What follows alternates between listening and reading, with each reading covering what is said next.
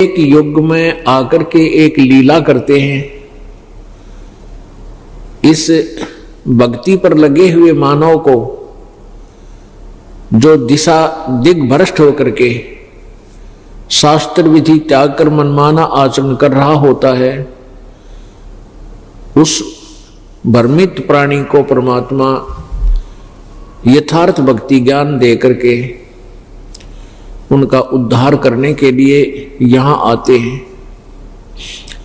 काल भगवान जो यहाँ का प्रभु है, 21 ब्रह्मांड का जो स्वामी है, इसको ब्रह्म बोलते हैं वेदों में, और लोक वेद के आधार से ये ब्रह्म कहलाता है।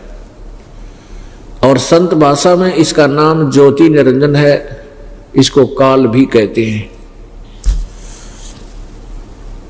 इस काल को 1 लाख मानव शरीरधारी प्राणियों को खाने का श्राप लगा हुआ है, और जिस कारण से ये हमें यहां पर भ्रमित रखता है कि कहीं ये अपने स्वलोक चले जाएं और मेरी अक्षुधा कैसे मिटेगी। इस उद्देश्य से ये प्रत्येक प्राणी को शास्त्र विधि त्याग कर मनमाने आचरण यानी मनमानी साधना भक्ति पर लगाए रखता है, भ्रमित रखता है। सदग्रंथों का यथार्थ ज्ञान भी ये मानव तक नहीं आने देता है। सदग्रंथों में वर्णित कुछ होता है, ये प्रचार अपने दूतों द्वारा कुछ ही करवा देता है, और भोली आत्माएं फिर उन अज्ञानी जो काल के दूत ऋषि महर्षि ब्राह्मण गुरु मुल्ला काजी होते हैं, उनसे लोक वेद सुनकर के उस पर आधारित हो जाता है। अपने सदग्रंथों के अनुसार साधना ना करने से मानव जीवन नष्ट कर जाता है, क्योंकि इस काल भगवान ने ऐसा जुगाड़ जोड़ दिया। प्रत्येक मानव शरीरधारी प्राणी को परमात्मा की चाह तड़प है, और उसके लिए इतना भी ज्ञान है कि गुरु बिन मोक्ष नहीं होता। और फिर हम ये भी सुना करते थे, भाई कोई भी संत साधु अगर आ जावे उसका अनादर नहीं करना चाहिए। कोई भी व्यक्ति किसी भी वेशभूषा में हो, गरीब अमीर बोला बाला सा, उसका भी तिरस्कार नहीं करना चाहिए। कहा करते ना जाने भगवान किस वेश में आ जा। हम ये भी सुना करते थे कि ना जाने भगवान किस रूप में आ जाता है। तो परमात्मा चारों युगों में घूमते रहते हैं। प्रत्येक युग में एक विशेष जीवन रहकर एक लीला करके जीवन की सहशरीर आते हैं, सहशरीर चले जाते हैं, और प्रत्येक युग में एक ऐसी लीला करते हैं जैसे जन साधारण अपना जो दैनिक कार्य भी करता है, संसारिक व्यवहारिक कार्य भी करता है, और परमात्मा की भक्ति भी करे। यानी वो उदाहरण देने आते हैं कि परमात्मा के पाने के लिए ना तो किसी उच्च जाति की आवश्यकता है, और न ही किसी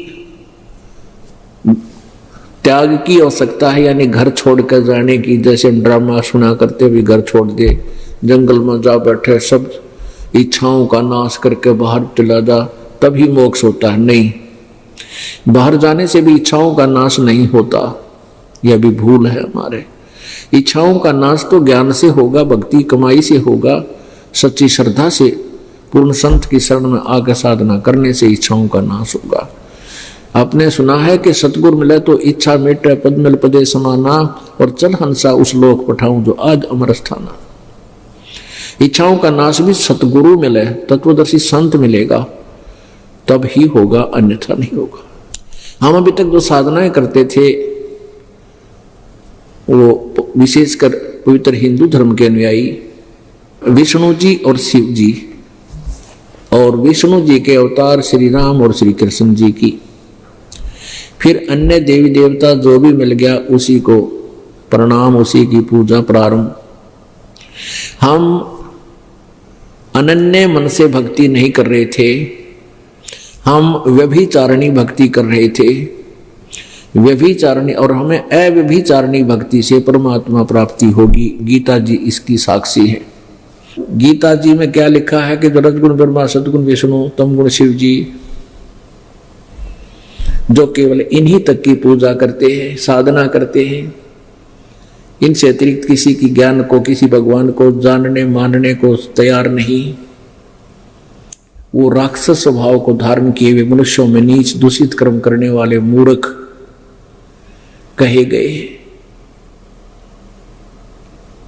परमात्मा ने विश्लेषण दिया कि जैसे रजगुण ब्रह्मा जी की साधना की थी हिरण्यकशिपु ने, साधना करके के जुल्म किए, अपने ही पुत्र का शत्रु हो गया, प्रहलाद के साथ वो घोर अत्याचार किए, राक्षस कहलाया और कुत्ते वाली मौत मरा। एक तो भक्ति करें, उस भक्ति से ये प्रतिफल मिलता है। अब क्या बताया परमात्मा ने कि हिरण्याकुश छाती तोड़वाई, हिरण्यकशिपु छाती तोड़वाई और ब्राह्मण बाणा और कर्म कसाई। ब्राह्मण का अर्थ होता साधक, एक ब्राह्मण का वैसे सीधा अर्थ होता ब्राह्मण सोए जो ब्रह्म पहचाने, जो भगवान को पहचान ले, जिसकी परमात्मा में लगन लग जा कि भाई परमात्मा की भक्ति के बिना इस पृथ्वी पर कुछ भी को नहीं, यह मनुष्य जीवन व्यर्थ है यदि साधना नहीं की। इसको ये सारे ब्राह्मण की डेफिनेशन में आते हैं। तो एक तरफ तो भगत बनया, साधना करी, ब्राह्मण बाणा और कर्म कसाई, काम कसाई कैसे, हिरण्यकशिपु छाती तड़वाई और ब्राह्मण बाणा और कर्म कसाई। तो रजगुण ब्रह्मा जी का उपासक हिरण्यकशिपु वो जुल्म किया और राक्षस कहलाया। फिर तमगुण शंकर जी का उपासक रावण था, उसने के जुल्म किए, ऐसी साधना की तुम 7 जन्म नहीं कर सकते। उसने अपना यहां से काट के शरीर शंकर भगवान, तमोगुण शंकर भगवान के चरणों में समर्पित कर दिया। इतनी शक्ति इन भगवानों में है, वो ज्यों का त्यों फिर जीवित कर दिया। फिर ऐसे 10 बार काट कर दिया, 10 बार वापस दे दिया और अंत में के जुल्म किया, पर स्त्री को उठा लाया, क्योंकि दुर्गा ने ही 3 रूप धारण किए थे।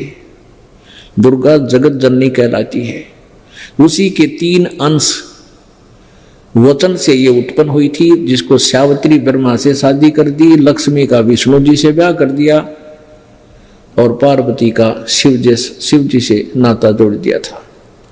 तो यहां बताया है कि अपनी ही माता को यानी लक्ष्मी को उठा लाया, सीता जी को, राक्षस जैसे कर्म किए, दूषित कर्म, इससे बुंडा कर्म और के करेगा यो। राक्षस स्वभाव को धारण किया हुआ मनुष्यों में नीच दूषित कर्म करने वाले मूर्ख, ये 4 उपमा दी हैं, ये चारों रावण के अंदर लागू होती हैं, जो तमोगुण शिव का उपासक था।